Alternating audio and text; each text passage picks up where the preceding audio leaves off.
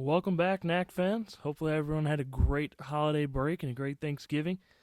Back at it again with a lot of NACC games to recover from. We will start off with Aurora's game at Holy Family last Monday evening. Aurora came up short, 68-65 on the road.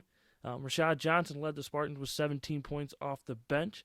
Will Hughes followed with 11 points and 9 rebounds. Bailey Vance with another solid game, 11 points and 6 rebounds. The stat of the night, Holy Family shot 41% from the field and 44% from the three, while Aurora shot 35% from the field and 30% from the three.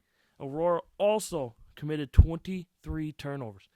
Tough to win on the road with those kind of numbers, but a close game, and I think those close games early in the year are going to pay off for Aurora as the season goes on. Tuesday night, had a couple NACC games, quite a few NACC games actually. Dominican went to Eureka, came away with a 93-80 loss at Eureka. They did have 4 players in double digits, led by Tyler Guest with 18 points and 13 rebounds. Luke McDermott, 12 points and 5 assists. Jackson Smith with 16 points, and KJ Redfield with 14 points. Life on the road, though, especially at Eureka. I've been there. I was there a couple times as a head coach and an assistant. Eureka shot 36 free throws compared to just 18 for Dominican. Dominican did shoot 37% from the field compared to 48% for Eureka. Again, on the road, didn't shoot the ball well. Unable to come away with a win heading into the holiday break. UW Platteville traveled to Illinois Tech. Illinois Tech lost 70-35. Max Hizataki did lead IIT in scoring with 11 points. The stat that kind of hurt IIT on the night was Miles Curry and Otis Reales held to a combined 12 points. When your second and third leading scorers are held to a combined 12 points, it's going to be a tough night, especially for a team that, although they are great defensively, doesn't score the ball in a high number. Although we will get to that later in this episode. But IIT at home shot 30% from the field and 17% from the three, and were out-rebounded 43-26. I would venture to say that them being out-rebounded in NACC games and games moving forward will be something that doesn't happen a whole lot for them. I think they'll win the rebounding battle. And a lot of the NACC games moving forward, just because of their size and athleticism and to be able to do that. But, shooting 30% from the field at home and 17% from the three doesn't lead to a recipe for success. The other game on Tuesday night was Edgewood at UW Oshkosh. UW Oshkosh is the defending Division III national champs. Edgewood came away, they played it tough for a while, but ended up losing 99-80. They did play the game without first-team all-conference point guard Jake Nagus. Not sure why he was out, but they still showed a lot of good things, a lot of growth, and in his absence, some guys were able to step up and produce for him. Ben Seafield, who's been playing great all year, led the Eagles with 26 points, followed by 14 from Ryan Buss and 11 from Caleb Holzman. Edgewood was out-rebounded 55-26, but the interesting stat, and not surprising to me, is the fact that they only committed to 6 turnovers. They did shoot 44%, which is pretty good number. On the road, a very good number, compared to UW Oshkosh's 52%. Again, being out-rebounded by that size, UW Oshkosh, that's something that they're not going to have to battle with every night in the NACC. The big win, though, goes to Benedictine, who went on the road to number 9 North Central in the Battle of Maple Street and came away with a 56-49 win. It was a fourth straight win on the season for Benedictine. Michael Boatwright and Eric Grigo both scored 16 points each. Nick Kosic with 14 points on 5 of 8 shooting. Went on the road and shot 44% and 30%. 44% from the field and 30% from the three, while holding North Central to 28% from the field and 18% from the three-point line. And that's a credit to Benedictine's defense. It's credit to their depth and a credit to their versatility to be able to go on the road against a very highly ranked team in a rivalry game. And if you had a chance to watch that, you saw the crowd and atmosphere there, and I think that really speaks on what that rivalry means for both programs. Rockford went on the road to Beloit.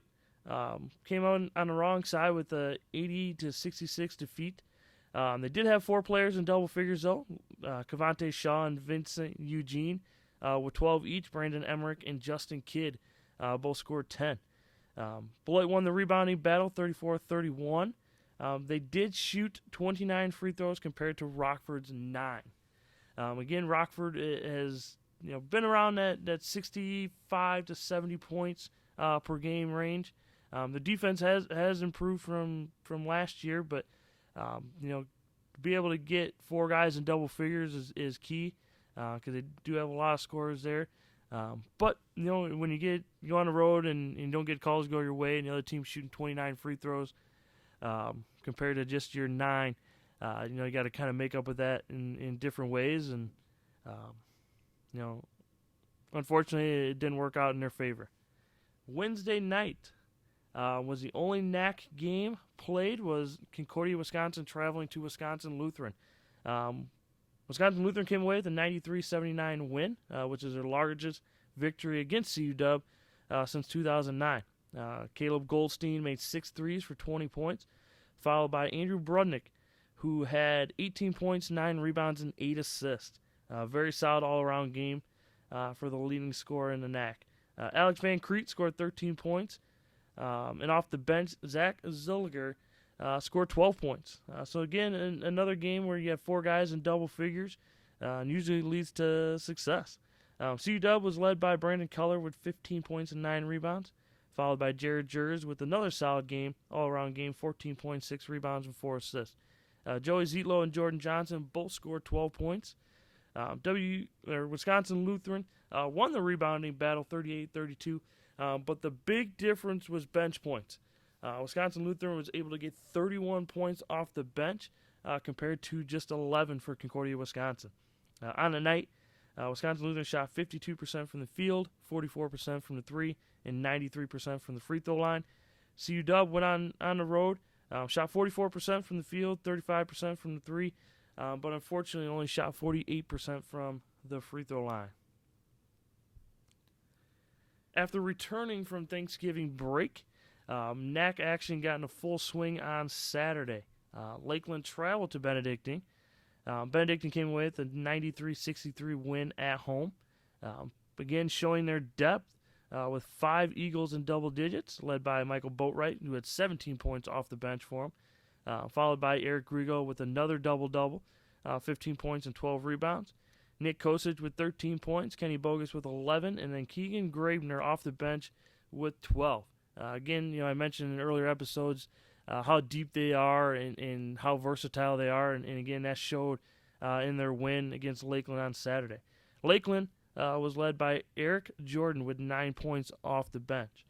Lakeland committed 23 turnovers compared to just 8 for Benedictine. Benedictine moves to 2-0 in the NACC, and Lakeland drops to 0-1. I think the big game on the afternoon was IIT at Aurora, 2 of the top teams in the conference preseason-wise picked. Aurora came away with the 85-83 win at home. Aurora had 4 starters in double digits, led by Will Hughes with 18 points and 7 rebounds. The other 3 Spartans in double figures was Shamar Pumphrey with 14 and Justin Wierzak and Hashim Keys, both with 10. IIT had the 2 top scorers on the day, Max Izataki with 25 points and 15 rebounds, Miles Curry with 24 points and 7 rebounds. Both bounced back from tough games midweek. The other double-digit scorer was Ahmad Muhammad with 14 points.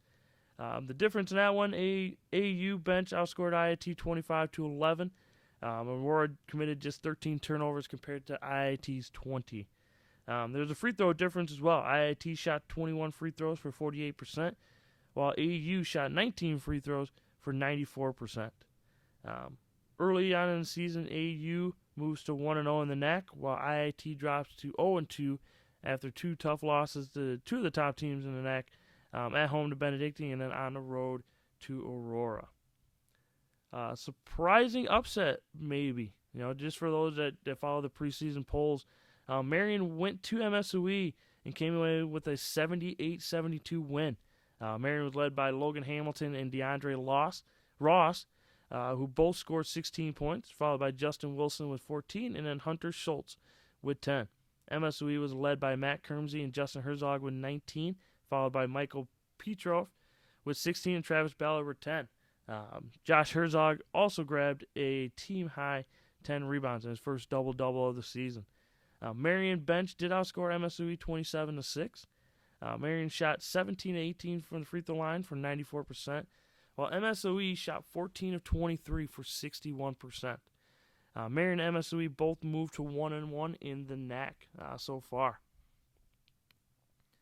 Common theme throughout these games, these NACC games, has been the free throw situation. If you go on the road, you gotta knock down free throws, keep the home team off, and it's tough sometimes. It might feel like it's tougher sometimes based on what state you're playing in, whether you're playing in Wisconsin or Illinois. But you still got to make free throws, and that's been a key stat in a lot of these games and a big difference in wins and losses. The most exciting game probably was the Rockford at Dominican. Rockford came away with the 87-84 win after a Cavante Shaw 3 with 1.7 seconds left. P.J. Gray III earned his first college start and made an big impact with 11 points. Rockford was led by Vincent Eugene with 20 points off the bench, followed by Brandon Emmerich with 12 points and Cavante Shaw with 10 points. All three of those guys came off the bench as Rockford went with a completely new starting lineup in Saturday's game. Dominican was led by Jackson Smith with 22, followed by Tyler Guest with 12, Dylan Anderson with 17, and KJ Redfield with 16 points. Dominican drops to 0-2 in the NACC. Rockford improves to 1-1. The lone game today, Sunday, December 1st. Concordia Chicago traveled to Edgewood. Edgewood came away with the 86-70 win. They were led by Ben Seafield with 33 points and 5 rebounds, and Jake Nagus with 32 points, 6 rebounds, and 6 assists. CUC was led by Jalen Meeks with 19, followed by Brandon Hatton with 17, and Landon Gladney with 12 points and 8 rebounds. Edgewood shot 46% from the field, 40% from the 3, and 79% from the free throw line, while CUC shot 39% from the field, 33% from the three-point line, and 58% from the free throw line. Edgewood did win the rebounding battle 44-36. CUC won the second half but was unable to overcome a 54-29 halftime deficit. CUC drops to 1-1 in the NACC, while Edgewood starts out 1-0. So heading into a preview for this week's games. We got NACC conference games on Wednesday and Saturday. We'll start off with Wednesday's game. IIT travels to Dominican. The question there is, can Dominican handle the inside presence of Max Hizataki and Miles Curry? Can Dominican continue to make it tough to win in their gym? It's a tough place to play. They always play great at home. Whether it's a win or loss for them, it's tough to win in their gym. So two big questions there. Edgewood travels to Benedictine. Edgewood's two big studs of Ben Seafield and Jake Nagus go up against a very deep Benedictine team that can go as deep as 10 guys on any given night and have proven that. They're also on a 5-game winning streak. Concordia Chicago makes a long trip up to Lakeland. Lakeland still trying to figure some things out this season. Got some guys in some different roles. Got a lot of new guys and young guys. So they're still trying to figure that out early in the season. CUC, even though they had a tough loss tonight on the road to Edgewood, but a much different team, deeper team. They got guys, a lot of new guys that can score the basketball, and they've done that so far. And I think that'll be a tough one, just having to travel, 2.5, 3 hours up to Lakeland midweek. MSOE travels just down the road to Wisconsin Lutheran in a battle of two tough teams there. Aurora travels to Concordia, Wisconsin. And then Marion travels to Rockford. So a lot of good games Wednesday night. Some tough games. MSOE at Wisconsin Lutheran. Can MSOE slow down the high-scoring Andrew Brudnick? He's going to get a lot of attention. Coach Miller puts a lot of attention on the other team's top players and makes life tough for him. So how is Wisconsin Lutheran going to counter with that? Aurora going on the road at Concordia, Wisconsin midweek. Two traditionally top programs in the NACC. CU kind of struggling a little bit, but it's never easy to go on the road. Marion, after a big win on Saturday, can they continue that while heading on the road to Rockford, who just had an exciting win Saturday on the road at Dominican?